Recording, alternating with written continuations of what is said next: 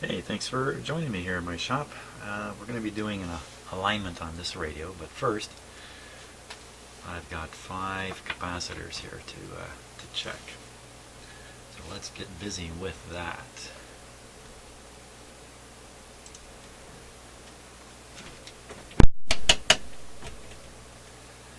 Now these are the last 5 capacitors I removed from the radio.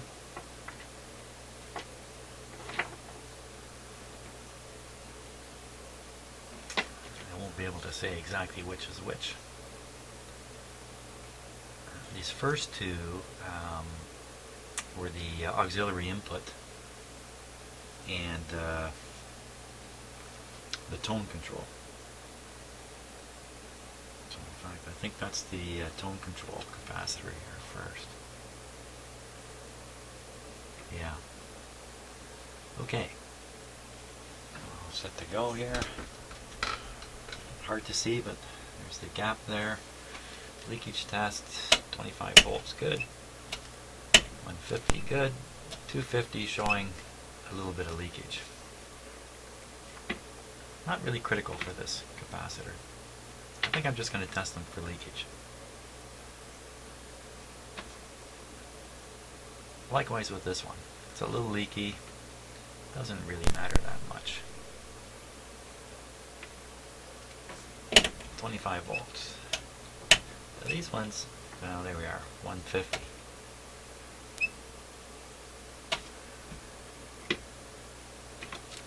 Okay, for those 2. Now,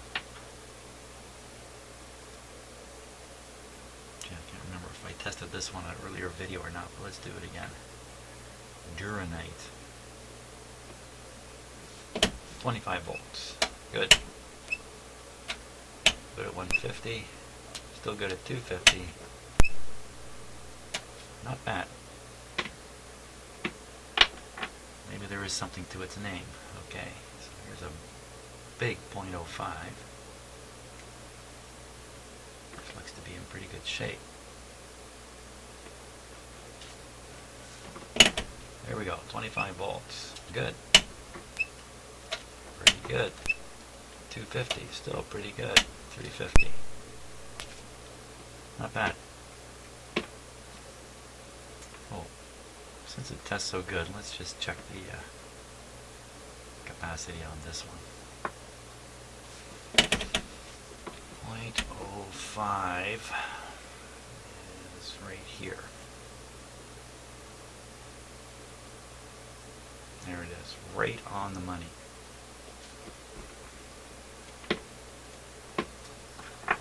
So, you know, you have to kind of remove the capacitor from the circuit to really get a good test of it.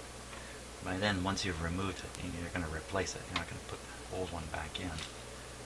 These ones are testing pretty good. This one is also a 0.05.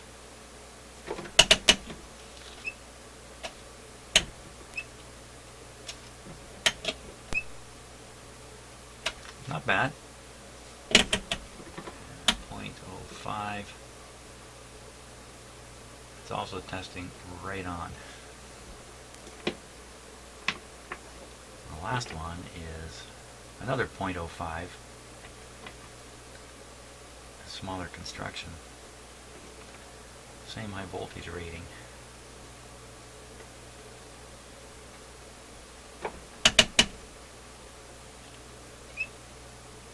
A little slow at 25. A shot. So, interesting.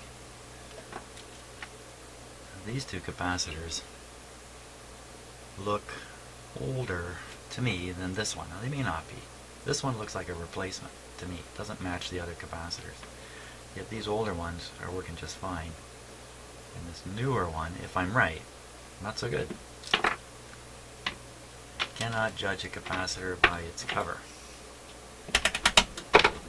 But they aren't all necessarily shot. That's kind of the lesson here. By the time you figure out if it's shot or not, you've removed it. So you kind of end up in this zone of replacing them all anyway, which is what I've done here.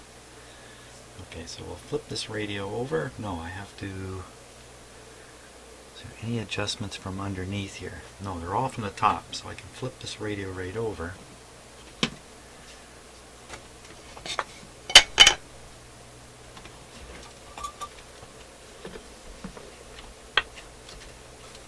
And perform the whole alignment from above.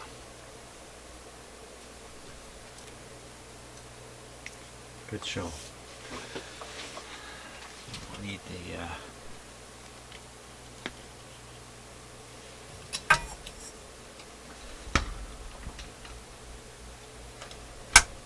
signal generator.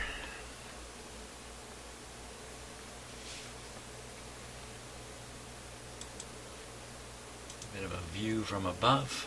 Take a moment here to focus this properly. While we're letting things warm up. Oh, including the radio. I should get the radio switched on here.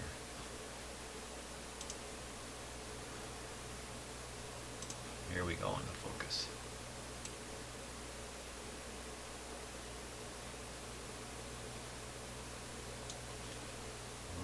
Okay, now radio's plugged in, phone's ringing. Now let's apply power here. Switch it off, switch it on, and apply power. There we go.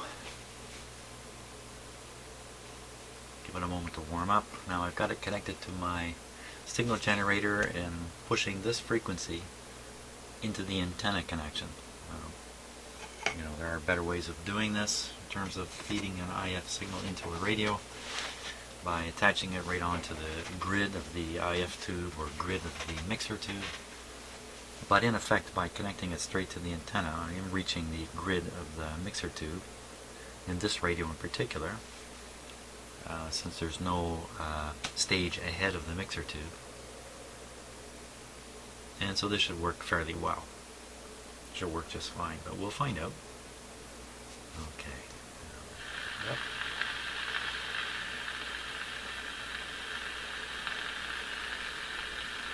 Okay, and we'll adjust the signal generator frequency to 455 here and see what we hear.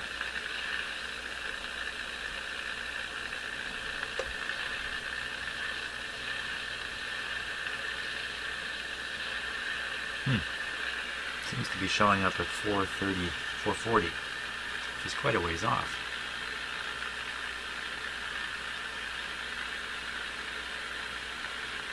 Modulation at 30%, 400 to 1000 hertz back and forth. You can just barely hear it. I'll leave it on 1000. I think I'm going to tune it more broadly here just to showing up at 376.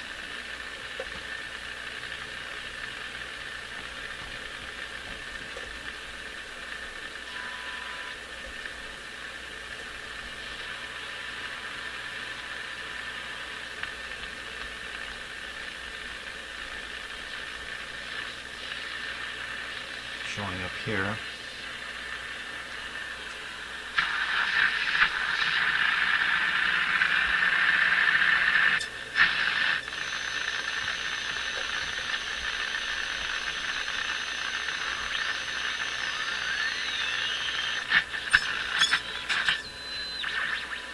Because the radio is still receiving some signals from the, that's probably my long leads in here, receiving some regular AM station signals. I can get more than one 455 going through the radio, so I want to make sure that, oops, I'm in a dead spot here.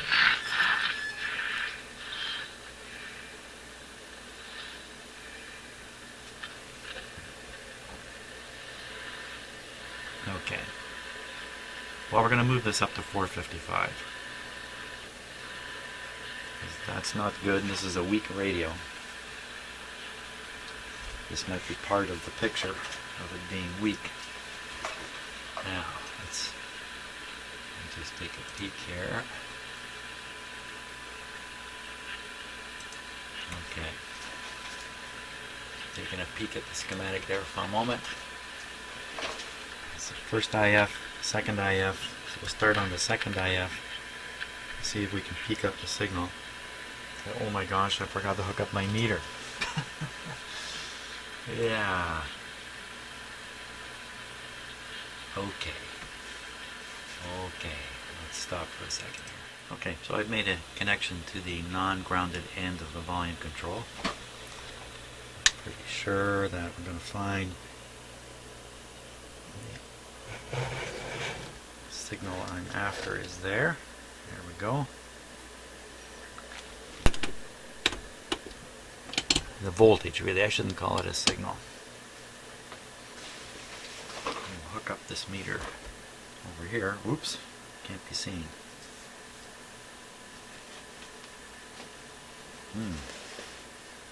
Okay, we'll worry about getting the meter on camera in a moment. As soon as I verify I've got it connected right.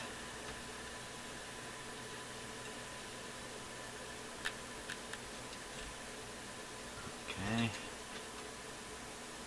we'll hook up this clip lead. Yep, that's got it. Okay, let me readjust my cameras here. Now there we are. There's a nice shot of the voltmeter. Notice it's right on 0 volts. It should be up a little bit. And you notice the radio is silent here. It's gone silent. In a few minutes it took me to rearrange the cameras here. The radio just faded out. Noticeably. I could notice it fading out.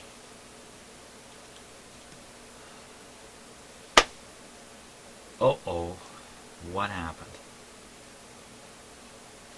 So volume's full now.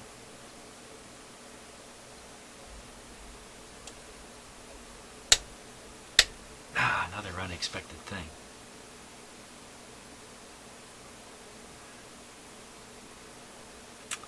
Boy, oh boy.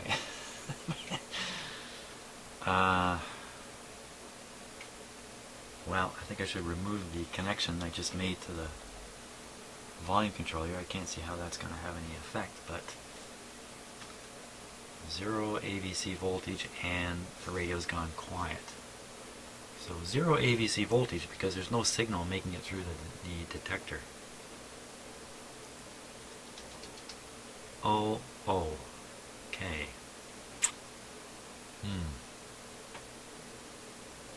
Well, maybe the first thing is we'll shut off the radio and turn it back on.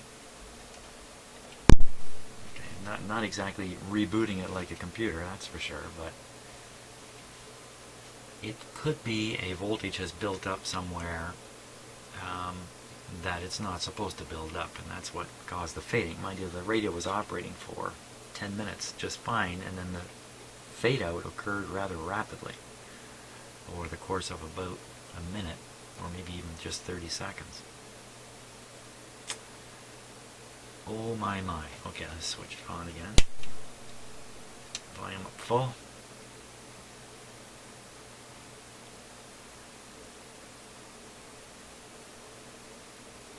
And we'll do some tube wiggling here too, just in case it's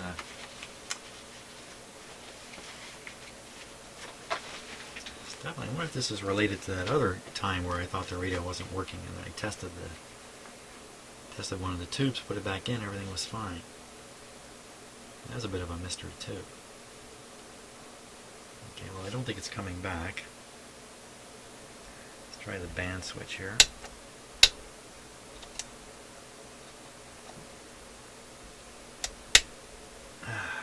Yeah, troublemaker of a radio. Okay. Put the volume down a little bit while I do this. Okay. Output tube. Detector tube.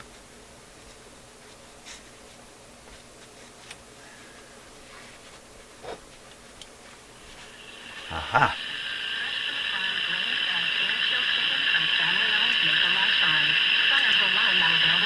This tube. So I shut the set off. One thing I hadn't done yet is I have not pulled out all the tubes and reseated them.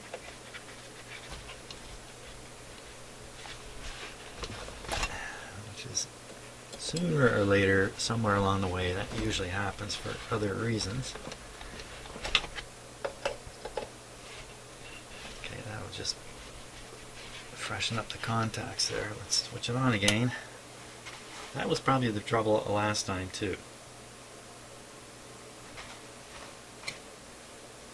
Let's see if it... Okay, we're back in business. You know what it's doing now? It's receiving off this loop antenna. And that's one of the reasons it's receiving in the AM band. So I think I'm going to switch it over to shortwave band. That'll disconnect it from that loop. Now all it's getting is the signal from the signal generator.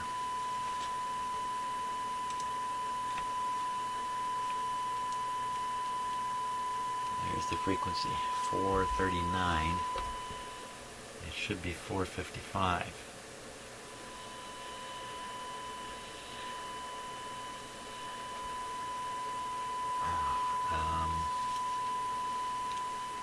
Okay, let me go back to setting up my cameras here. We can get a good look at this voltage.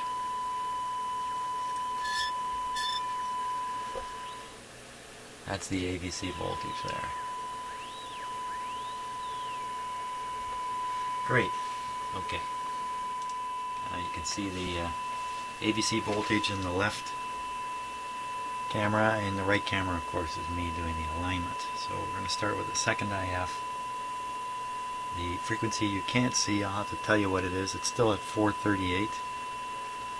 It's a little tricky. If the radio's been aligned to 438, if all these adjustments, these 4 adjustments, are set to 438, it's a little tricky to move it over to 455 unless we can hear 455. So here's 455, and I'm going to increase the signal generator output. There we go. You can hear it. Watch that. And I'll make the meter more sensitive here. Okay, and we'll start on the first adjustment. Here we go. Watching the meter now. Whoa. That's quite a difference right there. So as I adjust this, a stronger signal is going through the radio, reaching the detector, and it's producing a higher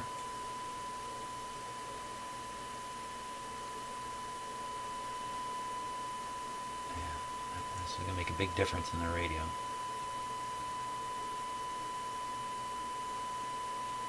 A higher AVC voltage, which is what we're measuring. Oh my gosh, look at that, eh? So this may have been aligned by ear previously. Or it's the factory alignment. I'm going to change my scale here.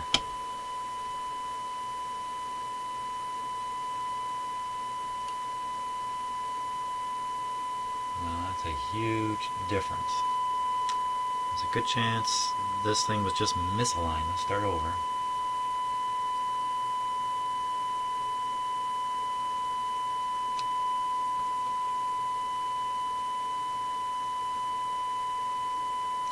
Sometimes when you get one of these radios peaked up really high in the IF, like I'm doing, you can get a tonal result in the audio that's not so nice.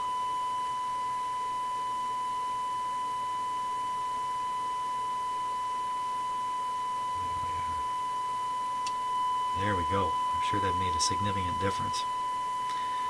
Now, next stage is to align, I think it's these controls over here, and isn't there a couple more? Maybe they're in the back here, or on the side. Oh, they're in the front. Down this way here.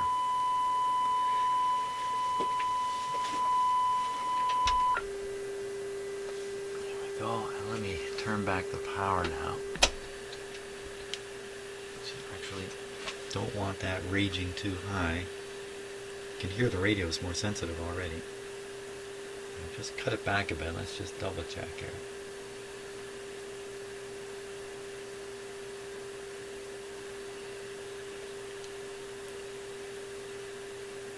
Cutting back the signal generators had no effect on the tuning of this. Of course. You know what else? I gotta put this on full power. I haven't got it on full power. Here we go. Full power. Oh, shame on me. Doing an alignment not on full power. Give it a moment to warm up. Shouldn't make a difference. Okay. I'll check again. One more time. No, exactly the same spot. If you notice I'm using a metal screwdriver, you'll always hear never use a metal screwdriver. With these capacitor trimmed IFs, you can often get away with that. Yeah, I think that's pretty good. I don't think there's any problem there.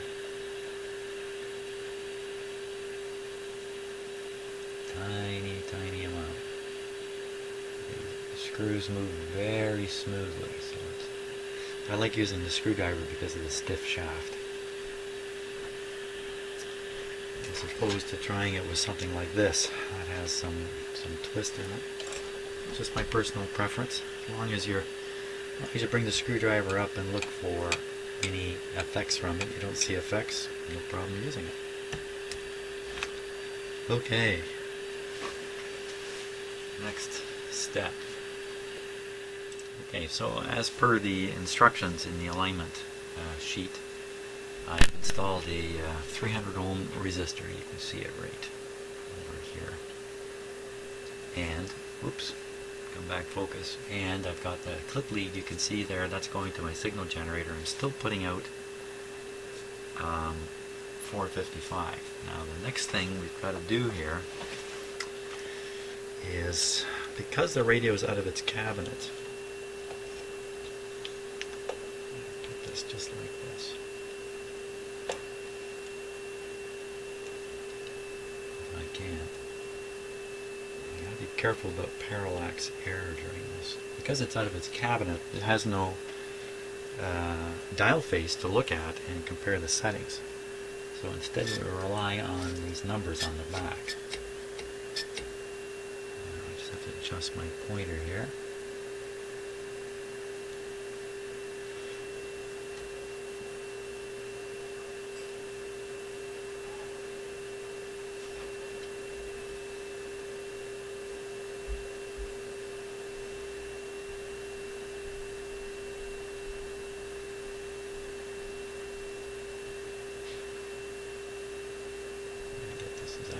Possible.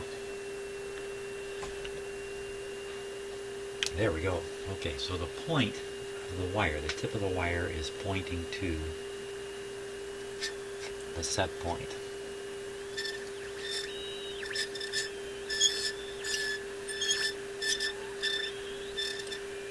There we are. That's the other extreme. Right on. Perfect. Okay. Now the first alignment is done, I think it's at 27. There's 27 on there. And the next thing will be to tune up to 14. It's like sunshine coming in here. Tune up to 1400. Oh, we're almost there. Didn't seem to pick it up at all. I expected to come in. Oh, I'm not on the right band here. Let's get it on the right band. Tune in. So that should really be 1400.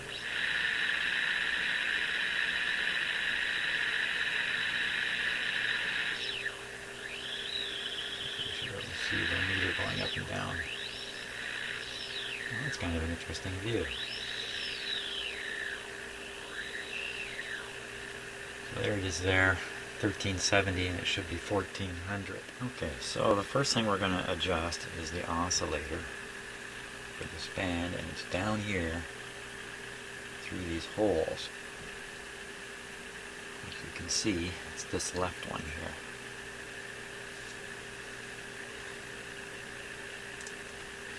Okay, so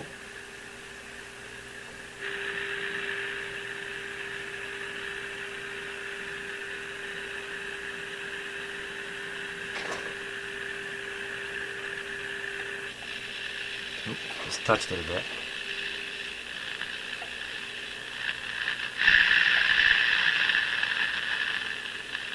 Very sensitive.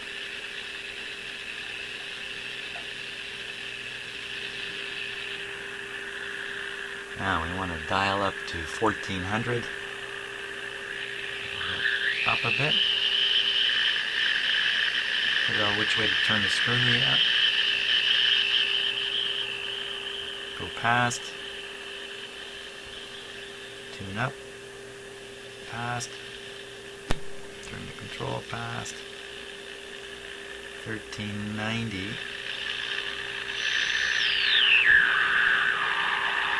Okay, signal generator's on 1400 now.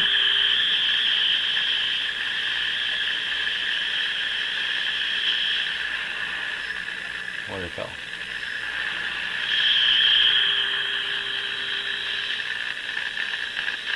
Big interference here.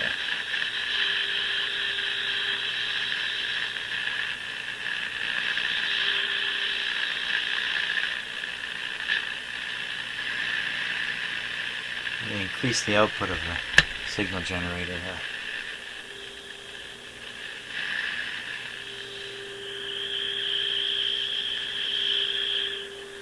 A lot of backlash in this control. There we go. There we go. Okay, that's great. So it's 1400 adjusted correctly. And the next one is now to, instead of having the signal generator signal connected directly to the radio, we're going to induce it through the loop antenna. Okay, so switch back to that. Of course, here's the loop antenna. Without moving the signal generator frequency, we're going to have another loop antenna I'm putting in here.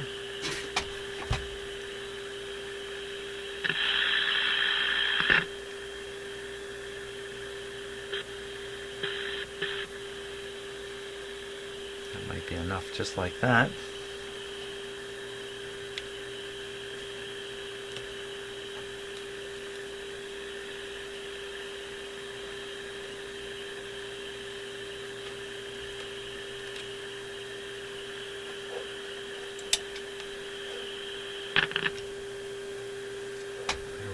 So now when the signal generator output is connected to the loop antenna,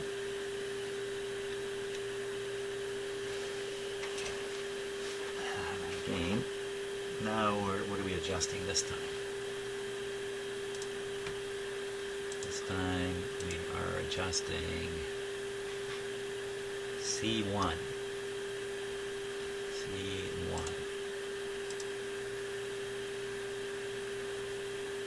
Okay, I see C1. C1. Notice it's number 1. That's almost always top of the tuning capacitor. Okay, C1.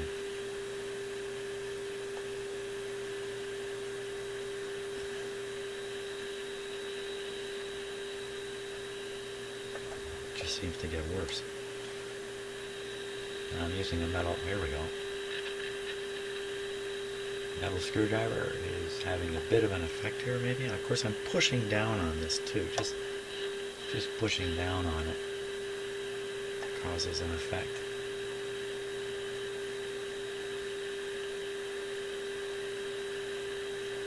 Here we go.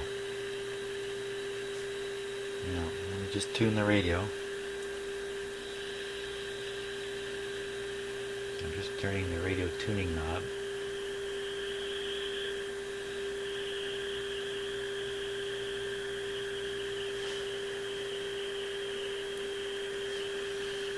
Adjust this one more time.